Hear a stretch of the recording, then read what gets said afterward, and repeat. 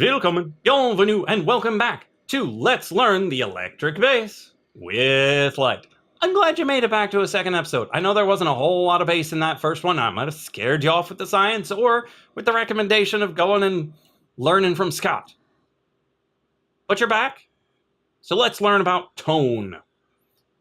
Now, tone, also sometimes called timbre, T-I-M-B-R-E, timbre, is how the instrument sounds that makes it sound different from, say, a clarinet or some other bass player. Now, that note likely does not sound like any other bass player you've ever heard, to some degree or other. Now, it'll sound like every bass player you ever heard, to some degree or other, because it is, in fact, an electric bass, and all electric basses sound at least somewhat the same. But because it's me playing it, my hands, my instrument, it will sound different from everyone else. Even Marshall here will make it sound different from everybody else.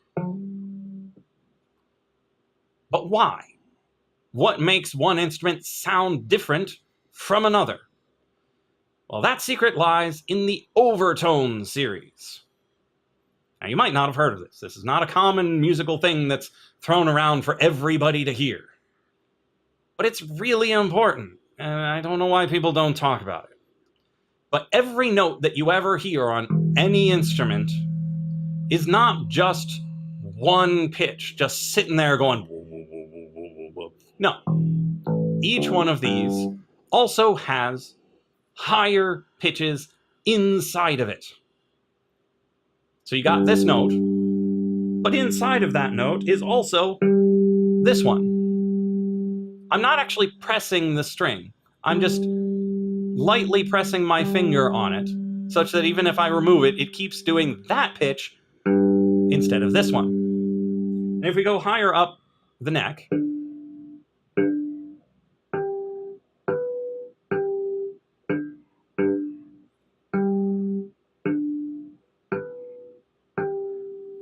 there are various places in which you can reveal the overtones of any given note. And it works not just on this top string, but on the bottom one too.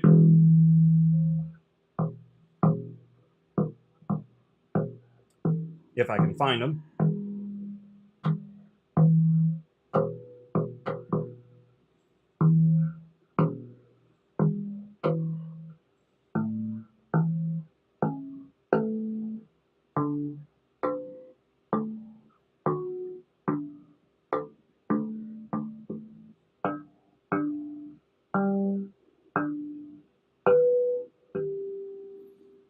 And there you are. So each of those harmonics that you heard, you've probably heard that term before, harmonics, when a guitar or a bass plays a note that's up in the middle of nowhere without actually pressing hard onto the string, are actually the overtones that are embedded in that bottom tone. Well, it's the distribution of those overtones that gives any given instrument its iconic sound. Now, a clarinet sounds so much different from every other instrument, not because it's got the reed or it's made of wood, but because it's cylindrical, and because it's cylindrical completely, like closed-end cylinder, it's missing half of the harmonics that you'd expect from every other instrument. Because when I go like this,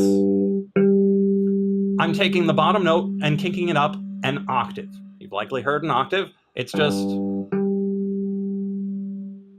that interval from here to here, or here to here, or here to here. Well, clarinets don't have that overtone. They can't make that jump from here to here via the overtone series. They skip up even further. And that distribution of overtones, missing every other one, is why a clarinet sounds like a clarinet and not like a flute or an oboe. Because the oboe and the clarinet look a lot alike. Granted, the oboe has the double reeds, but the clarinet since it's missing half of its overtones, has a very distinct timbre. Now, what does that have to do with this instrument? Well, you can manipulate the overtone content of your notes on the bass and on anything else, one way or another. So first, let's explore what it can sound like when you change the overtone content. So if we play right here, you've got the regular old bass sound. It's just a bass. That's just how basses sound. If you pull all the way up here, you get a really mellow sound. It doesn't have any of the bite that you get down here.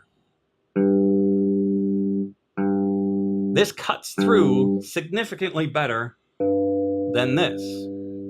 And if you go even further down towards the bridge, that's this bit right here,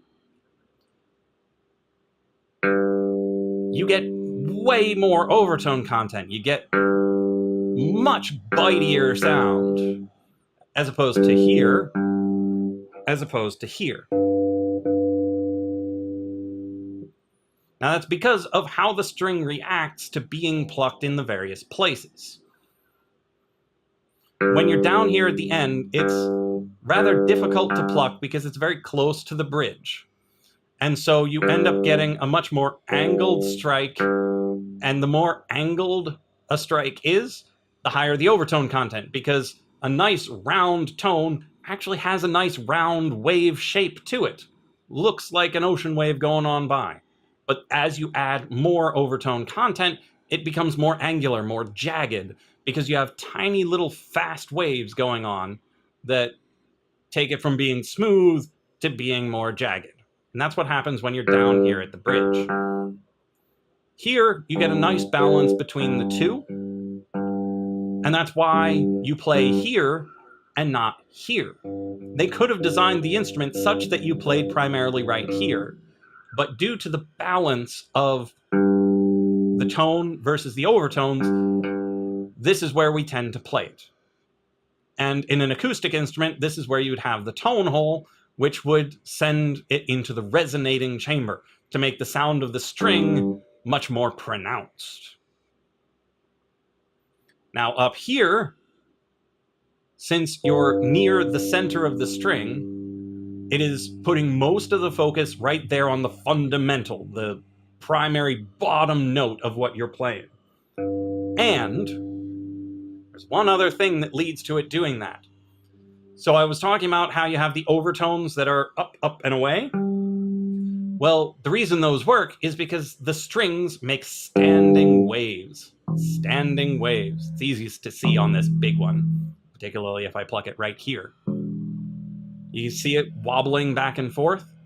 Well, a standing wave is one that doesn't seem to be going anywhere. You know how my ocean wave thing looked like it was going somewhere? Well, in reality, it's still just up and down. It's not actually going anywhere. But where the crest and the trough are, seem to be going to the side. Well, standing waves don't look like they're moving at all. They're just in place, right where they are. And the important part is that they have pieces of them that don't move. In our case, right up here at the nut, never moves. And right down here at the bridge, never moves. And so it wobbles back and forth between these 2 points. Well, is that the only standing wave you can get on this string? No. Because any multiple of this length will work. So long as you have a node up here and a node down here, you're good to go. So if we add a node here, you now have 1, 2 standing waves of half the length, which will be of double the frequency. Well, it doesn't work for just 1 and 2, it also works for 3. So if you come up here, is it this one?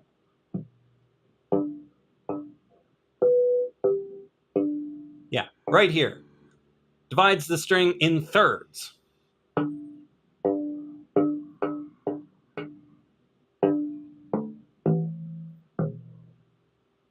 Now you've got 1, and then 2, and then 3 equal sections, all with standing waves that pass right through my finger here because there's a node there.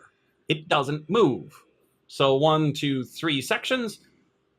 So we have tripled the frequency, which is what tells us how high or low the pitch is. The pitch being pitch. And that works 3, 4, 5, 6, 7, 8, all the way up. Granted, as they get higher and higher, there's less and less of each one because it's harder to generate those top overtones when plucking and whenever creating any sort of sound. And so you generally only really get to work with up through maybe 11 of them. But still, those overtones are generated because they can be supported by the strings. Now, in an acoustic setup, that wobble back and forth is what creates the sound. Sound, it's compression and rarefaction, which is anti-compression, in some sort of medium. In this case, through the air, but it works through solid surfaces. It works through all sorts of things. And in an acoustic guitar, the string vibrates the air. It would go into the resonating chamber. The resonation, it would take more and more sound from the string and pile it up until it's that nice guitar sound. In an electric setup, it's different though. The sound created in the air by these strings is not the sound that you're working with. These right here, these pickups, they are not microphones. Notice how this is not coming through my amp? It's not a microphone picking up the sound created by the strings. Pickups are actually magnets and coils of wire. So every power plant in existence, I know seems like a tangent, but every power plant uses this setup. You've got a magnet and you've got coils of wire. And to generate electricity, you move that coil of wire through the magnetic field, or you move the magnetic field through the wire. Those are the two ways of making electricity. So solar plants likely have a slightly different way of doing it. But coal plants, nuclear plants, wind plants, all use the same method. They have a turbine that has magnets and coils of wire, and you either move the magnet through the coil or the coil through the magnet. So which is these doing? I mean, these strings, they're not conducting the electricity. They're not zapping me. So clearly they are the magnet. These are ferromagnetic strings. So if you put nylon strings on an electric bass, you will get nothing. Well, you'll get just the sound in the air. No resonance, nothing through the amp. The magnets magnetize these strings ever so slightly. It doesn't need to be much. And then as you pluck these strings, since they themselves are magnets, they're causing the flux to wobble like they wobble. And that wobbling of the magnetic field generates a wobble of electricity in the coils of wire in the pickups, which are then sent out through the cable into good old Marshall here. So that's how you get from these strings into the amp, and why all the things that you do to these strings do affect your sound some way or other. But there's no guarantee that it will affect it the same way as it would in an acoustic setting. So the things that you learn on the electric bass may or may not work the same. Yeah, the electric might not work exactly the same as an acoustic. So if you've got an upright bass, it may or may not work the same way. A lot of the things will be the same for fretting and whatnot. A lot of it will be the same for plucking, but some of the subtleties might end up being different. So, generating tone. We've got the place in which you pluck, changing your tone, but also the way in which you pluck. Because the way I play is not how you play, is not how Scott plays. And there are a lot of ways that you, as a single person, could play to change the tone. Because if you just kind of slowly pluck,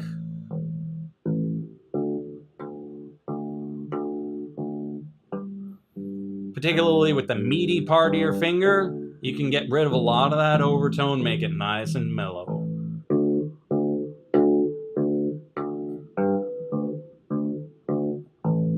But if you just bring it closer to the tip, less meaty, even pushing further up, but using the tip, you get more of that overtone content, you get more bite. So no matter where you play, you can change the tone to get the one you want. But remember, rule 2, make it intentional whenever possible. Choose the tone that you want and make it happen. And I know you're like, but Lyte, I'm never gonna sound like insert favorite bass player here. No, you're not. But you can try. You can try to sound like whoever you want, but never go, man, I can't afford his $5,000 guitar and $3,000 amp. Here's a little musician secret for you. That bass player that you love, or any instrument really, if you handed them your instrument, they would sound like them and not like you. And if they handed you their instrument, it'll just sound like you on a $5,000 instrument, which is still mostly you. Because tone on almost every instrument has way more to do with you than it does with your instrument. So long as your instrument is in good functional working order. If it is broken in some way, sure, it'll disrupt your tone, it'll make you sound bad. But if it's in good working order, the majority of the tone is you. And then if there's something that you cannot do, like you love distortion, you cannot cause distortion with your fingers. That's the point where you go, you get yourself a pedal, figure out the pedal that you like, fiddle with the knobs, make it do what you want. But don't do that right away. Learn the instrument first, get a good tone that you enjoy, that's nice and clean or nice and dirty. Whatever you like. If you like it clean, play it clean. If you like it dirty, play it dirty. But don't fiddle with the knobs on your amp. Don't fiddle with the knobs on the instrument itself. Get the tone from you, from your hands, from your fingers, from your position. Do all of that work first. Because most of it is you. But then towards the end, when you're like, okay, I've got me, but I want it to be just a little bit different, and I can't get it to work with my fingers, that's when you go to the amp, that's when you go to the pedals. That's when you consider getting a different instrument. But that's a long way down the road.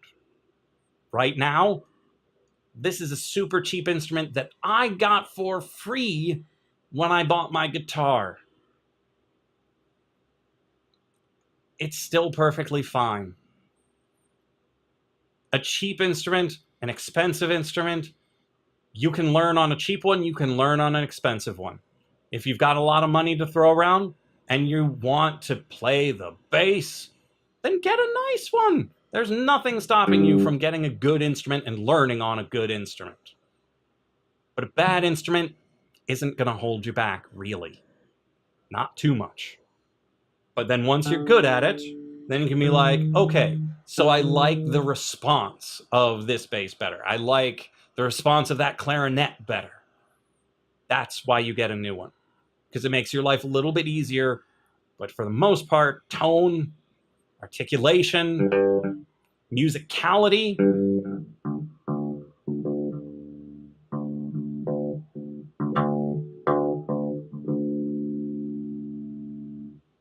that's you. Where's my camera? You!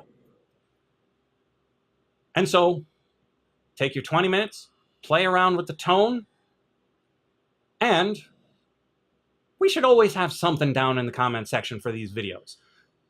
Are you learning along with me?